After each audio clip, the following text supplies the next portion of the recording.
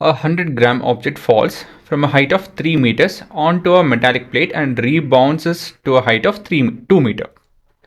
Find the potential energy of the ball before the fall, taking g as 10 meter per second square, its kinetic energy as it hits the plate, its velocity on hitting the plate, its kinetic energy as it leaves the plate on the rebounds, its velocity of rebounds. So I hope you guys are able to make out that. There are two cases that we need to work out. So the given looks like this. We have before and after the bounce, right? So I'm going to draw two things. So the case one is quite simple. We have an object from a particular height, that is 3 meters, falling towards the floor. And after that it goes, but it goes up to only to a height of 2 meters. These are your two cases. So let us make that obvious now. So this distance and this distance.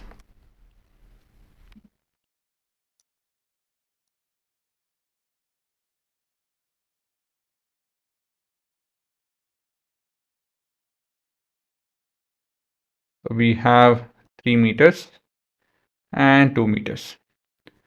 And we have this to be 100 grams. So let's convert the mass. 100 grams is equal to 100 by 1000 kg. So we can cancel the zeros and we have 1 by 10th of a kg. So the mass is 1 by 10th of a kg. Let me change the color actually. 1 by 10th of a kg. Then what else? Acceleration due to gravity is 10 meter per second square. Then what else? Right? That's it. Basically the diagram is like this. It's all about calculation now. So let's begin with our working. So we're looking at case A, wherein the potential energy of the ball before the fall.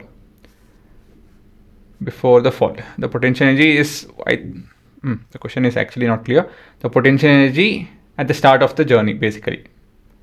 Okay, so at this point A, if we can call this as point A, and I'll call this as point B.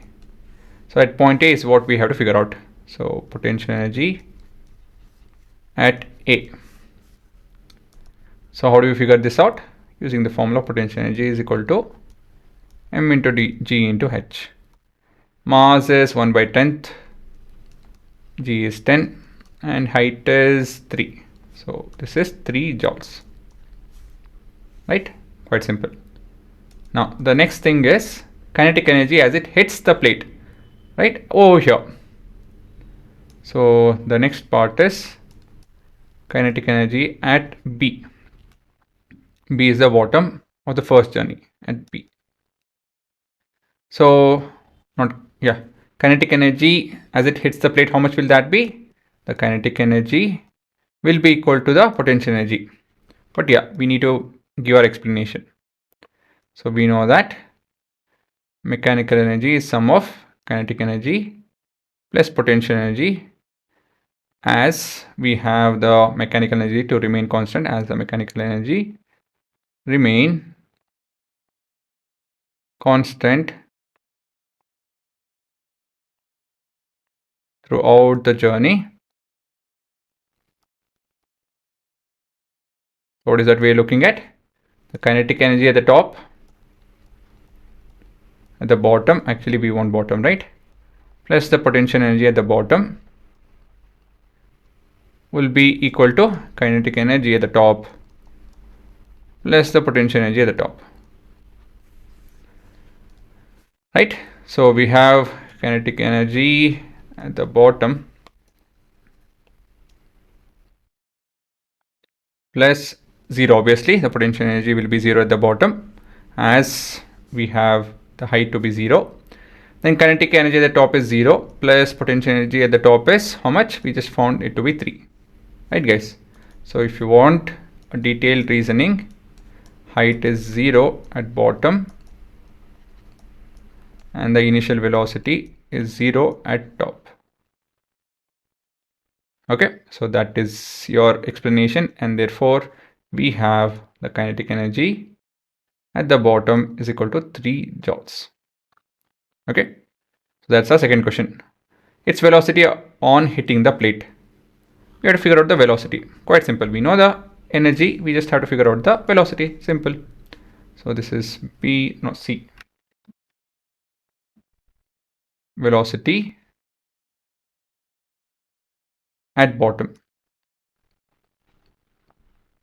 So we have the formula kinetic energy at the bottom is equal to half mv square. So this is simple substitution and calculation. So we have mass is how much, guys? 1/10, right? So we don't have anything that can get cancelled. So this is 20 and 60. So square root of 60.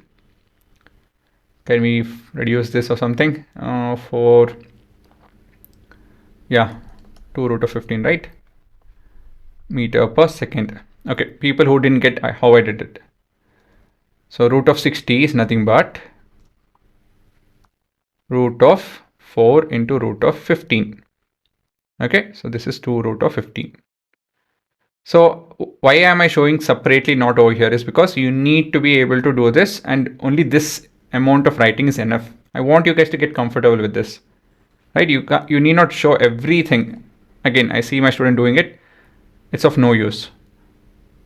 Okay, so please don't do this wherein you're writing all the things in a step manner. Not required. You can directly do this.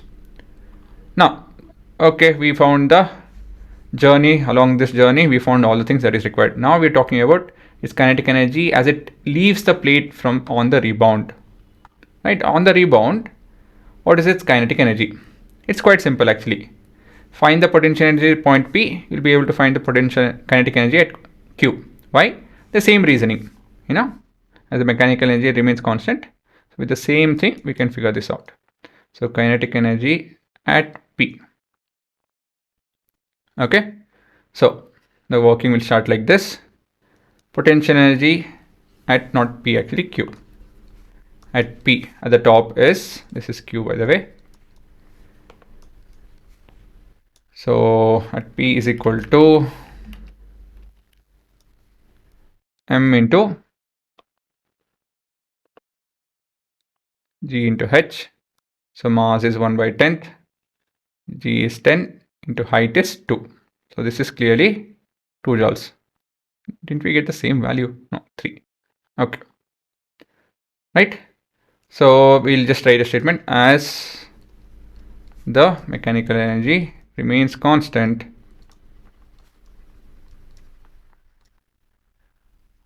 The kinetic energy at the bottom should be equal to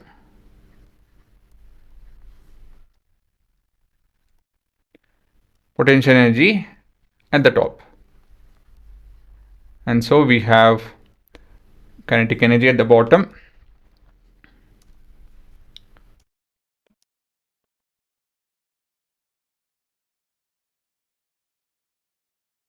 is equal to 2 joules.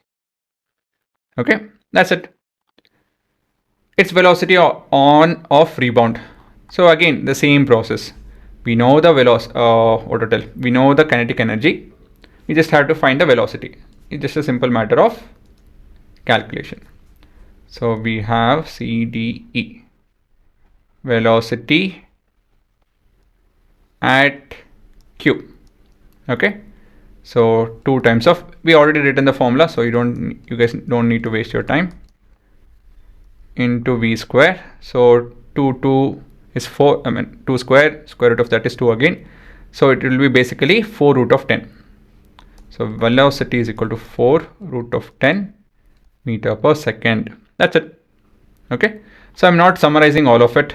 It's just a lengthy answer. So you guys can summarize it on your own, the final answer. But yeah, this is your answer. It's a very good question. So write the question also and then the answer.